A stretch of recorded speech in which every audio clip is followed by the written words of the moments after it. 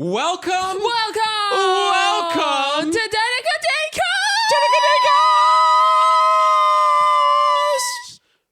Episode 31. We're old. Can you believe it? We're not 31. And even if we were 31, we wouldn't be old because old age doesn't start till 42. Blah, blah. But we're back at the Danica Daycast. We're here.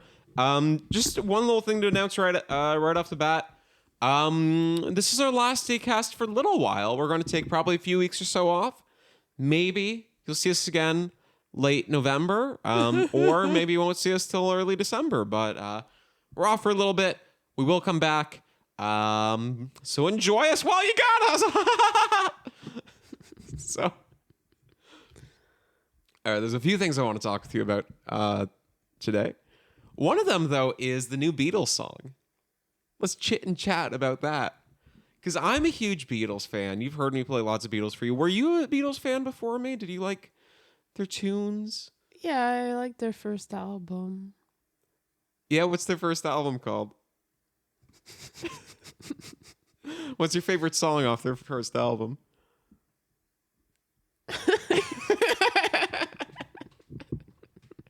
Yeah, I thought so. You know, they recorded that whole album in like a day, I think. But I think if I played you their first album, you'd go, this isn't their best album. But I had it. You had it? Yeah, I had this CD. Sing me a song off of it. Well, I can't remember. I didn't play it much. I'm very suspicious of this. Okay. Well, we're not here to talk about the beginning of the Beatles. We're here to talk about the end of the Beatles. The last Beatles song was just released. And first of all, like, I do think it's debatable whether or not it's a Beatles song, but I'm still like really glad that they did it, you know? Yeah, well, it feels like very repetitive. I don't know. You think so? Well, let's talk about what the song is, why the song is, how the song is, boop boop bop, and then we'll talk about like our thoughts on the song. Okay. But first of all, yeah, I think like because it's interesting, you do have all four Beatles have worked on this song, but when John Lennon recorded it, it started out as John Lennon recorded some demos on a cassette. After he died, Yoko Ono gave them to, I think she gave them to Paul, and said, here's some old recordings of John, you know? There you go. And in the 90s, the Beatles came together, the three remaining Beatles, Paul, George, and Ringo, got together for the anthology series. They released like, you know, 3 compilation albums of like rarities and old stuff. And a part of that was the Beatles coming back together to make new music. And with the 3 songs that Yoko gave them, the three Beatles worked on those 3 songs. There was Real Love, Free as a Bird, and Now and Then. The issue, though, with Now and Then was that the quality of the original, like, tape just wasn't really there. You know, like, there's all this, like, background noise, there's all this stuff, and my understanding is they kind of looked at it and went, okay, well, we don't have enough time to really, like, clean this up to the level that we would want to. Let's scrap it. Just do the other 2 songs. But they did do some work. Like George Harrison recorded like some guitar work in the 90s on it. And then you fast forward another 20 to 30 years, because I don't know when in the 90s, but from the 90s to now, basically. And they used the AI technology they used in like the Get Back documentary to clean up vocals of like, you know, stuff that had too much background noise. They used that to clean up like John Lennon's original demo. So it's just his voice, strip away the background of the hissing and the crackle and the boop boop bop. And also, you know, I think they removed the piano, although they put piano back in afterwards, I believe. And so, of course, Paul and Ringo are the only remaining Beatles, but they had John Lennon's recordings from like the 70s. They had George from the 90s when they briefly, you know, spent a day trying to work on it. And they put it out. And there goes the first camera. We really need to buy. Goodbye, first camera. The Dan cam, as I call it, it's got a dying battery. Anyways, that's not the point. The point is, I think it's so cool to see, you know me, I've been like obsessed with like AI stuff for close to a decade now. You know, like it's something that interests me. I love technology. I've always loved technology. I've always loved just showing what people can do, what they can accomplish, what they can make, you know, and in what ways is it going to be better for society? Also, what risks are there, and what do we have to be worried of? Right, the Terminator's coming, but this is a case of Terminator. This is a case like AI technology being used well. Like they're not using it to recreate any John Lennon vocals. They're not like using it to have him say or sing something that he never said or sung. They're just using it to clean up the existing audio so that it's, you know, usable quality. Now, one thing I'll say is like when listening to it, I still can hear that it's not like something that was like professionally recorded in a studio of the same level that like any album that he would have made would have been. You know, this is like a demo that I think Yeah, he but recorded at home. they did a good job at cleaning it up. Yeah, all things considered, like when you put that, Like it when you does have that sound perspective, good. yeah, it really does. To someone who didn't really know, like Ooh, yeah, that's a good point. it sounds really good. You think so? Yeah. Yeah. Yeah, maybe it's I'm listening for it. Like I'm if going you're in not knowing. listening for it and you're just going in like a regular person that didn't know, Yeah. then it sounds pretty good. Yeah. You know, yeah, that's a really good point you make. Like I didn't really notice. Like when I was listening to it with you, Yeah. like I completely forgot that like you know, it was like recorded and they had to fix it up because like of how good it sounded. Yeah. That's cool. That's cool to hear. That's actually really cool. The only thing is I thought it was like kind of repetitive.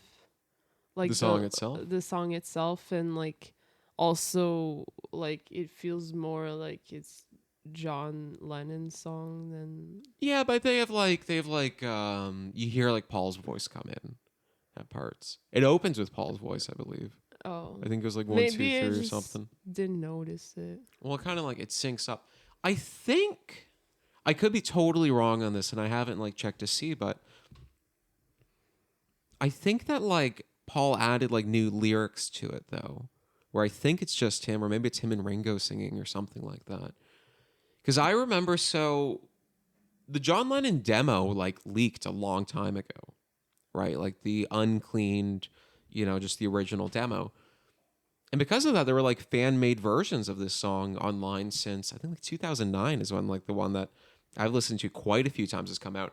So I've spent like years and years and years and years and years listening to like a fan created version of the song. But that fan created version was John Lennon's vocals and whatever this fan wanted to put in, you know? But I kind of grew attached to that. And there's a part of me that kind of prefers that version, but it's because it's like the version that I know, you know? So I'm not listening to and going, this is a new Beatles song I've never heard before. It's like, oh, this is a Beatles song. This is like a different take on what this random dude on YouTube did in like 2009, you know? But I will say, first of all, the vocals are definitely a lot cleaner. And in time, you know, this very well might become my favorite version of the song. I feel like it doesn't necessarily feel like a Beatles song. Even though it arguably is. I don't know. Like, I don't get the same kind of feelings, the same kind of vibes, but maybe this is the kind of song that if the Beatles were still together in the 70s, for example, they might have made, right? Or even going on beyond that. I just know John Lennon demos the 70s. But it's just, I don't get like a big Beatles feeling from it. And I've heard one guy on YouTube, I forget his name, but he talks about like vinyl records. He talks about how the album art doesn't feel Beatlesy. It feels more like something Paul McCartney would make. So yeah, I think if this song was on a Beatles album in the 60s and it sounded exactly as it sounds today, I think people will listen to it and go, yeah, it's a good song, but like it wouldn't stand out as much. I feel like a big part of the reason why it stands out is because there's this like incredible story behind it. And it's also just shows the accomplishments of what technology can do today. And also just the amazing thing of like, we still have 2 surviving Beatles members and they're like still making music together, you know, like the fact that happened is amazing. So I think when you put it into all that context, like it's a great accomplishment. But I think if you were to judge it just as a song on its own, and if you strip all that away, right, put it on a Beatles compilation album, play it for someone for the first time and they don't know, it might not be one of the standout tracks for them, you know? But I know that I'll probably have it in my head for the next little while, and I know I'm going to keep playing it over and over, you know? Going to hear, do. But Yeah. I think it's so cool what you can do with tech these days. I love the fact that this one last little piece of Beatles, you know, finally got finished. Little Beatle piece. Yeah, I think it's so cool. And yeah, yeah, I think that's all I have to say about the song. Do you have any words about the song? Anything else? Do you think it would fit well on their first album that you love so much? I'm sorry. I keep forgetting stuff. It's all good. I'm just teasing you. But if you had to pick like a favorite song of the Beatles, what would it be? Sexy Sadie. Yeah. Yeah, 100%. I love it because I love the song Sexy Sadie because it shows, like, people think of John Lennon as like this really good, honorable, peace and love kind of guy, right? But he was also an asshole, right? Like John Lennon, he would beat women. Well, yeah, he said it in one of his songs. Yeah, it's in the song Getting Better. Yeah. You know, I used to beat my woman and kept her apart from things that she loved. Man, I was mean, but I'm changing my scene. I'm doing the best that I can. And he did apparently change later in life. And like later in life, he started to learn some of the struggles that women go through. I know Yoko Ono said that she saw him reading a book. I think it's just about like feminist issues. And she saw John Lennon crying. And he said he had no idea. He also has that song, Woman is the N-word of the world, which was controversial at the time, and I'm sure it would definitely be so today. But he was basically saying, like, no matter what, he says, like, woman is the slave of the slaves. And I'm not the person to kind of comment on that. I'm kind of getting... Anyways, what I'm trying to say is John Lennon could be a violent man, and whether he redeemed himself or not is not my call, but I think it's important to recognize that he was a violent man. Apparently, he beat a man to the like an inch away from death, basically, because he called him gay, right? Like the dude had a temper, and he wasn't always this like peace and love guy. But I think it's important at times to separate the art from the artist. And what I love about the artist of John Lennon is he kind of wore his heart on his sleeve, right? Like no matter what emotion he felt, he was able to put that into a song, right? Like if he felt love, if he felt anger, if he felt like he needed help, right? He'd put that in his music. And what I love about Sexy Sadie is like it's this really beautiful way of showing anger. It's John Lennon. It's about the Maharishi. They went to India. And the Maharishi was supposed to be celibate. He was supposed to not be sleeping with anyone. He was supposed to be not, is this old religious figure. And there was a rumor spread while the Beatles were visiting him that basically he was a hypocrite in that he was using his power to sleep with women that were there, which is very much going against, what he stood for and all this. And in that song, the Beatles sing about, what have you done? You made a fool of everyone. Sing about like, however big you think you are, you'll get yours yet, that kind of thing. And I love it's this like sharp, witty, focused anger. And I think that's something that John Lennon did a really great job with. And I think the song itself sounds beautiful. Like just from those opening notes, you kind of get into it. And, yeah, so Sexy Sadie is 100% my favorite Beatles song. And John Lennon was a very talented, angry man who also advocated for peace and love. Like I don't know, it's always hard to, especially if it's someone that you only hear about, right? It's celebrity or this icon, and when is someone a good person or a bad person, and what what does that all mean? And if you did some really horrible stuff in your past, can you redeem yourself? I don't know. Maybe, maybe not. I don't know. I think those are interesting questions. Anyways, I think all you're asking is what my favorite Beatles song is, and I think I gave you a very long monologue. answer. Yeah. I like to give complete answers that don't always make sense. I don't know. What's your favorite Beatles song? Is the one where it's like kind of a druggy one? Oh, you like Yeah. the druggy one? Like which? Is it the George Harrison one where it's like we were talking? Yeah, I think so. Yeah, it's the one with the guitar and it goes. I'm sorry, I'm really bad with the names of songs and It's okay. stuff. It's okay. It wasn't on their first album, so I don't expect you to remember. No, I'm sorry. You're making me look bad. I'm just joking with you, Monica. I feel like I should know the You don't have names. to.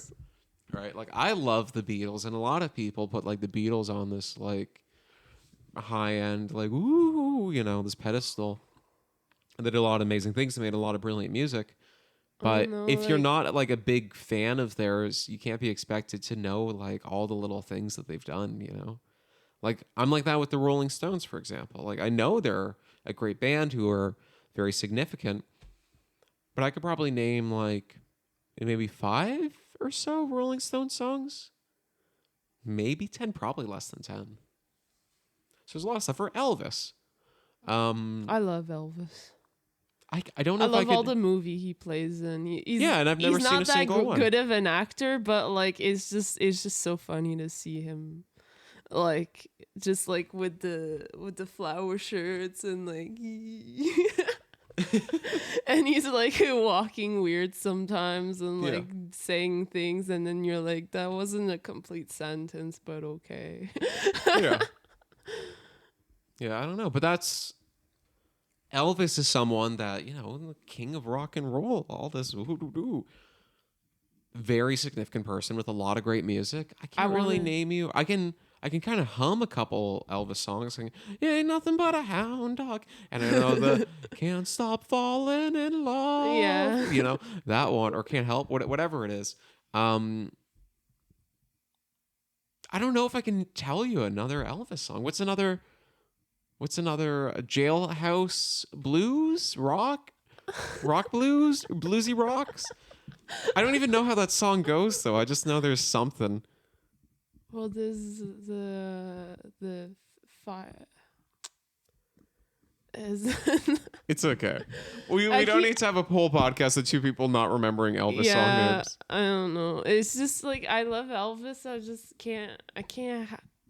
For some reason, I'm horrible with song names. That's like okay. I know how it goes, but the song. Don't ask me for the song name. I can't. Okay. I can't bring it Okay. out of me. The good news is there's never going to be like a really serious situation where you have to know it, It's not going to be like you're in some like James Bond movie. You're like hanging upside down Or- on a rope. Whoa. There's sharks underneath and someone says, "Now tell me, Miss Monica, name me 5 Elvis songs or you'll plunge into the sharks." That's not going to happen. You're going to be fine. So you can like the music. You don't have to memorize all the little song names. Yeah. So it's okay. Don't you fret. But that movie was good about the Elvis, the new movie. Yeah. The one with Tom Hanks. Yeah, I'm trying to remember. Is it Austin something? The guy that plays Elvis? I don't remember. If you look at interviews of that guy before and after like that movie, his voice has completely changed. Like listen to him like before and he just sounds like a guy, watch interviews. He's like, "Doo-doo-doo-doo-doo-doo." I can't remember how he sounds. But my point is, after the movie though, any interview, he's got this like Elvis kind of like swagger in his voice. And like this like, "Whoa, I'm the king of rock and roll." Doo-doo-doo. This might be a horrible impersonator.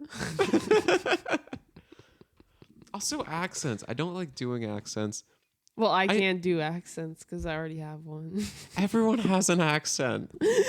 I have an accent. You have an accent. We all have accents. You just don't know if you're surrounded by people that talk like you, But when you go back home and you're surrounded by other people, right? You could say you don't have an accent and I have an accent. Anyway. What else has been going on with us? This Halloween we dressed up as Peeps. Yeah! And it was freakier than I thought it would be. I thought it would us be just like looking like weird like pink people or like we gotta describe. people. So first of all, for anyone who doesn't know, the Little Peeps are our new collection of art. You can see it on Monica. You can see them on me. The little pink guys. And watch our Collection 7 video. It's I think one of our most fun videos, and it's not 7 minutes long like some of the ones are. I think it's like 2.5. It's very digestible. Where's I going with this? Anyways, so with Collection 7, it's all based around the Little Peeps. And you go to Little Peep City in the video. There's a sing-along and There's a whole sing-along. It's a great time. And we're introduced to the king of Little Peep City, who we've been hearing about since October 2021 when we launched our business. Yeah. You know? When we were young. You didn't feel young at the time. Okay. I feel just as young now as I did when I was like 25. I feel like an old shriveled up woman. I think I feel about old lady. I feel about as young now as I did when I was like 23, to be honest. Because when I was 23, I was like, I feel so old. You know? If anything, I feel younger now than I did at 23. Because then I was like, I feel so old. And, you know, I'll have days these days where I'm like, I kind of miss being 23. 23 is pretty young. And I know that like one day I'm going to look back at being 27, which is the age I am these days. And I'll go, man, I wish I could be 27 again. I wish I could be young, have my youth, you know? So I don't know. I think I've just been like dreading aging for a while. And I think after a while you realize like, can I go back to those ages where I thought I was too old? And I felt like I was too old then, like I feel like I was too old now. But now I look back and I feel like that was young. So one day I'll look back at this and I'll go, oh, that was young. As long as you're 40 or under, you're young. 41, you're average. 42, you're old. Okay. Yeah. But anyways, the point was a Little Peeps. Anyway, yeah. Talk about what the costume was, though. And so we bought like a whole like those whole like one pieces things that cover your whole it's like face. it covers your whole body. It's like head to toe. Your whole body is like head to toe, and you can unzip at the back. Yeah. It was like this like pink costume. And once we cut holes for like the eyes and the mouth, it looks so creepy. Like it looks beautiful. I don't know what you're talking about. It looks scary. It looked like we were like coming straight out of like, I don't know, like it's just weird. Yeah, looking. So we cut out these eyes and the mouth on this like full pink costume. It looks like some weird like sex thing almost. Yeah, it looks like some creepy.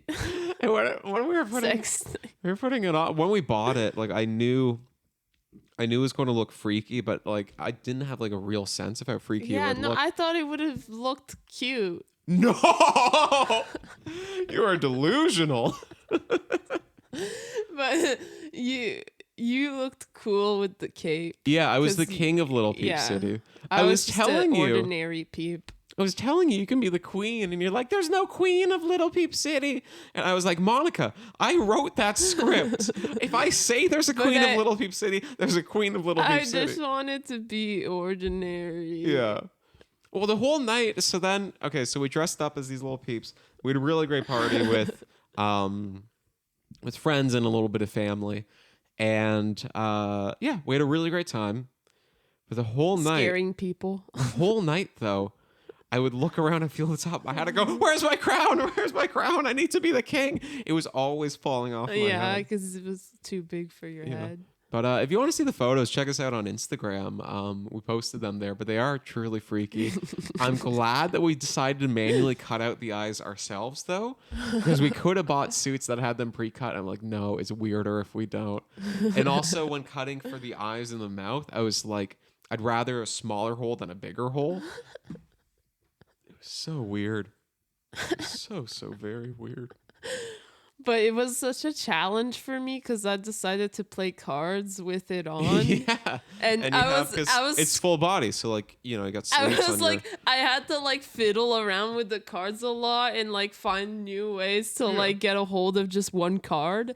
And then like when like there was the opportunity for me to put a card down, I would start screaming and everybody. I'm like, it's my turn. I put the card down. Yeah. Made everyone scared. Yeah. But it was really great. And yeah, Halloween's over. We got no trick or treaters, but the good thing about getting no trick or treaters is it means the We get candy all we the bought candy. is for us now, so that was good. But I really wish we did have trick or treaters. It's just where we live, it's not trick or treater friendly, I guess. I understand why people would choose to go in other spots.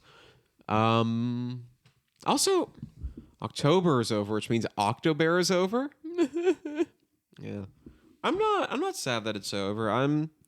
I feel like we accomplished what we set out to. Like a big thing we talked for a long time about doing Octobear, and it looked for a little bit like maybe we won't have time for this. Like we had Collection 7, we had Octobear. Because Collection 7, originally the idea was Collection 7 would come out about a month earlier than it did, but it takes a lot of work to make the art, and we do more than just make art. I think people have the assumption that you kind of just make art and I kind of just help you out at markets, right? And do a little bit of this. But we're running a business, right? There's a lot that goes into it. So it's not like your weeks are fully made doing art, and it's not like my weeks are fully doing this. There's lots of little things. So I'm trying to say is like right near the end, we were working a lot more than we should have. But because of that, we're able to put Collection 7 out on time. We're able to do Octobear, and we were able to do Octobear in a way that I'm proud of, and I hope that you are as well. We wrapped up the story from our green screen videos. We brought back a different piece of art each day. On Halloween, we brought everything back, which was insane. We had over 200 products in our store that day, I think, or maybe close to 200. I forget what the exact number is, but it was around there. And I think it was really cool that like Octobear is something that we talked about since I remember definitely talking to you about it at our first ever market, which I think was like May or June 2022. So another way of phrasing that is a majority of our time since we launched has been planning and preparing for Octobear. You know? Yeah. And I think that's cool. I think relatively speaking, like it was a success. Like we got more orders than I expected. It was interesting to see what was ordered and what wasn't quite as popular. Like that's always kind of cool to see. The people that did receive stuff, some of them ordered because they originally bought it the first time around. And if you compare our art a year ago versus now on the t-shirts and the crew necks, for example, we're better quality now. The old stuff, it was good, but if you weren't always quite as careful or if you heavily used it and washed it quite a lot, sometimes you see the art start to break up. And we're able to like ship these people these shirts that now they're going to be able to compare it to what they had before and go, wow, not only is the art more vibrant, more colorful, more accurate, but it also holds up better. I put it through the washing machine and already I see that it's better than the other one. And not only that, our art actually gets softer the more you wash it, which is something I've noticed. Like after the first press, like it's kind of thick. That's the one and only thing that I'm like about this. But every time you wash it, it gets softer, right? How many products do you know that the more that you use them, the better they get? I think that's cool. Yeah. I think it's cool we're able to celebrate. First of all, celebrate the fact that in 2 years we've released 35 pieces of art, and 35 pieces of art that each piece has dozens of hours put into them. You know, celebrate that we're able to do that, celebrate the videos that we've made, celebrate kind of the changes and the new things that we didn't really plan for with our business. Octobear was a celebration of us and what we're able to accomplish. And it was really cool to see orders both from people who have ordered before, who maybe missed out on something the first time, or who wanted to get that second version of something that, they ordered earlier. But also we saw some orders from people that hadn't ordered through our website before. And I'm glad we're able to do that.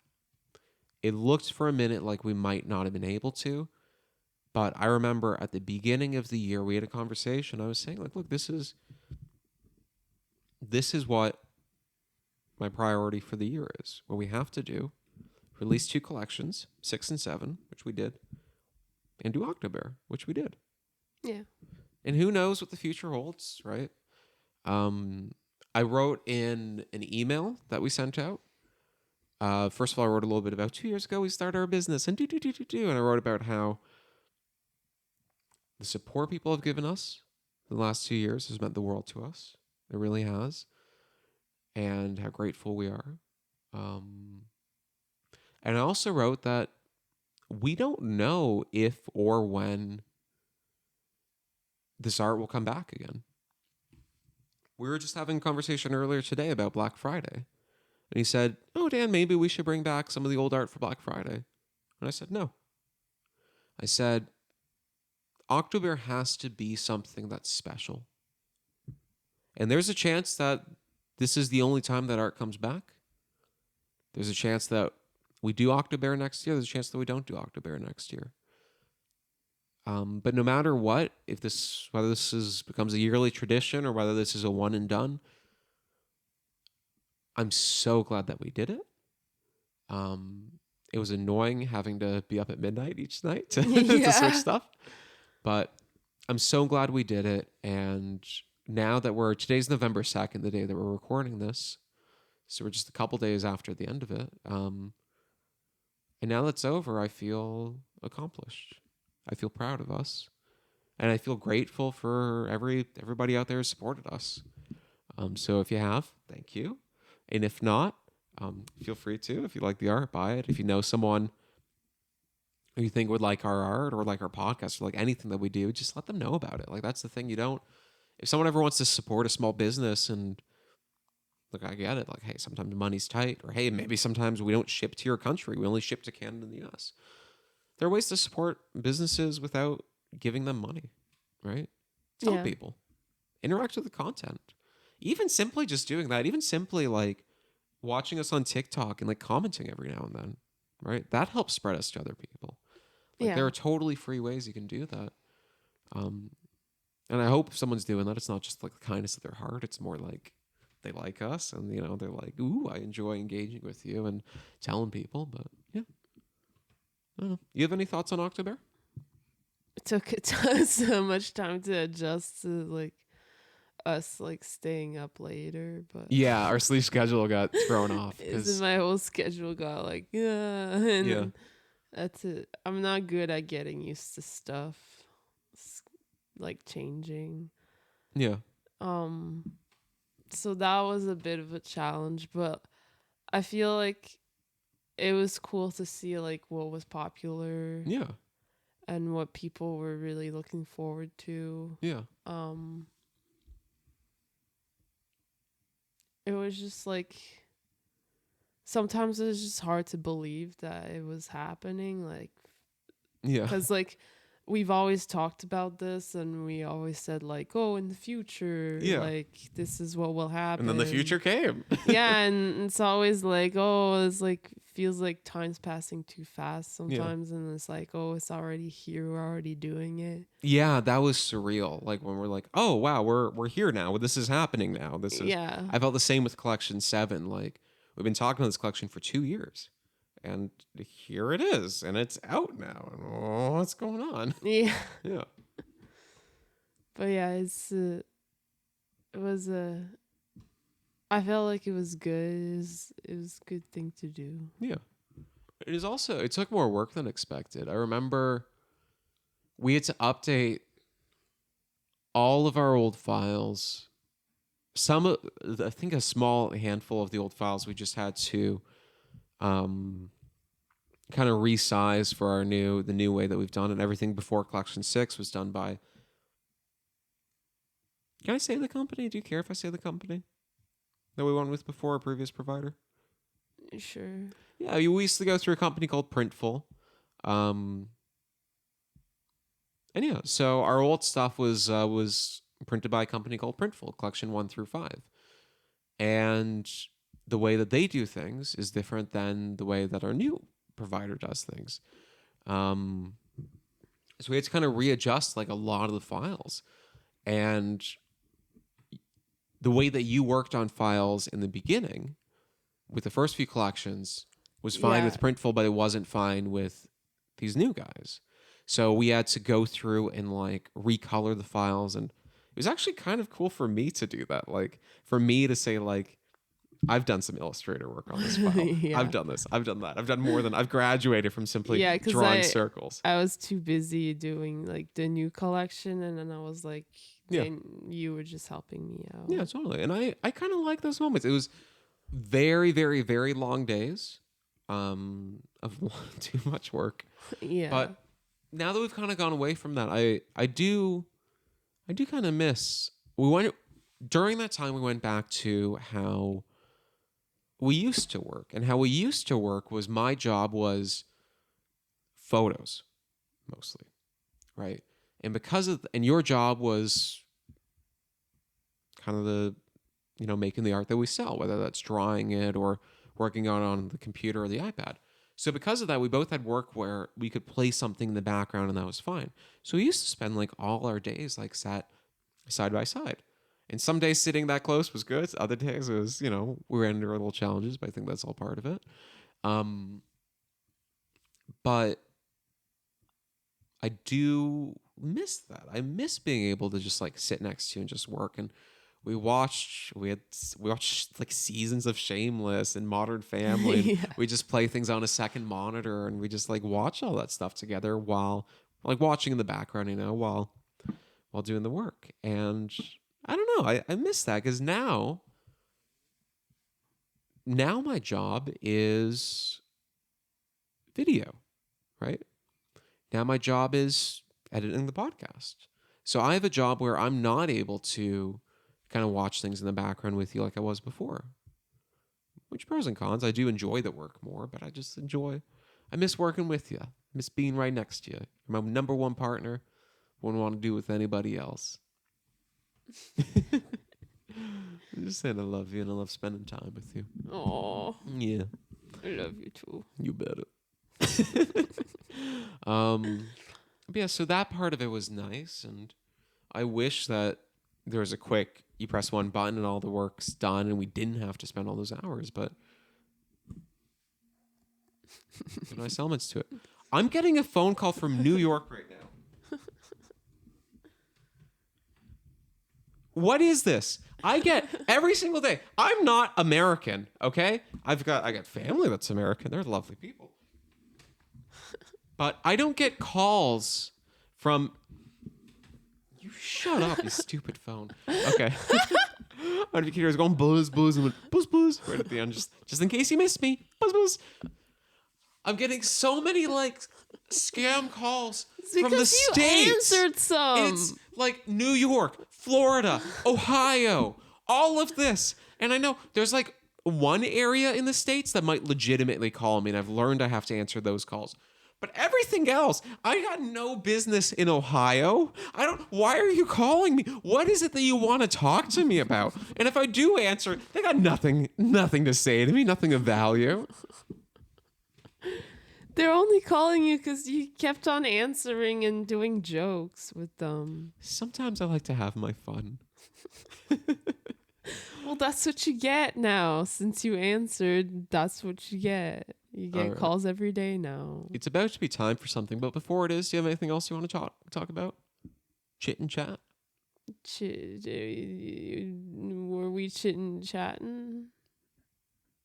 Okay, so it's about to be time for something in a second, but before we get to that, I just want to say hey, if you're in any of these areas and you want to see us in person, you want to check out our art, here's some markets we're going to be at. We're hoping to add a couple more Christmas markets, but we really don't know. It depends on if it works with, we have like personal things we have to get to this time of year, that kind of stuff. See family, go do. Here's the Christmas markets that we have confirmed. Saturday, November 4th, we're going to be at the Toronto Art Crawl. My phone's buzzing again. I hate that buzz. Friday, November 10th, we're at the Creative Market in Barrie. It's a Witches Night In. Creative Local Market. Anyways, we're going to do a market in Barrie on November 10th. More information about that on our Instagram or Facebook. November 25th, we're going to do the Guelph Outdoor Market, their holiday one, which is going to be really cool. It's going to be in Riverside Park, which is like the park to be in if you're in Guelph. Let's be at Riverside Park together. It's the fancy park. And then for fancy people. Right now, we only have one December market booked. It's going to be a good one, though, but we're hoping to get another one or two. We'll see. And that's going to be from December 14th to December 17th. The Merry Market in London. I think it's at like 100 Kellogg Lane or something like that. It's something to do with something with Kellogg. Yeah.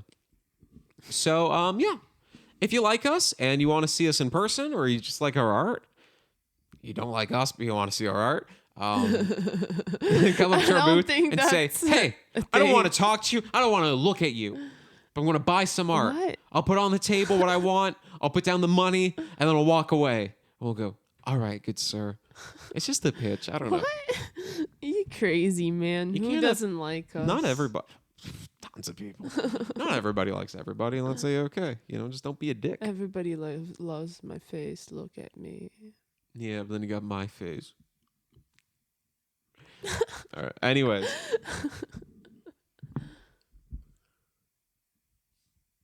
What's happening, Daniel? What's on your mind? Tell me. What does it say here? Do you know what time it is, Monica? Monica, do you know what time it is? I'm not wearing a watch. What time is it, Monica? What time is it, Monica? It's drawing time! Drawing time! So, for those of you who don't know, drawing time is the time when we draw. We wrote ideas down in the squid head. We're going to shake it up, and we're going to draw whatever we pick. If you got an idea of what you want us to draw in the future, comment below, and we might just pick it next time. Is it your turn to... Sure, why not? I will shake, and then Monica will draw. Shake! Shake! Shake!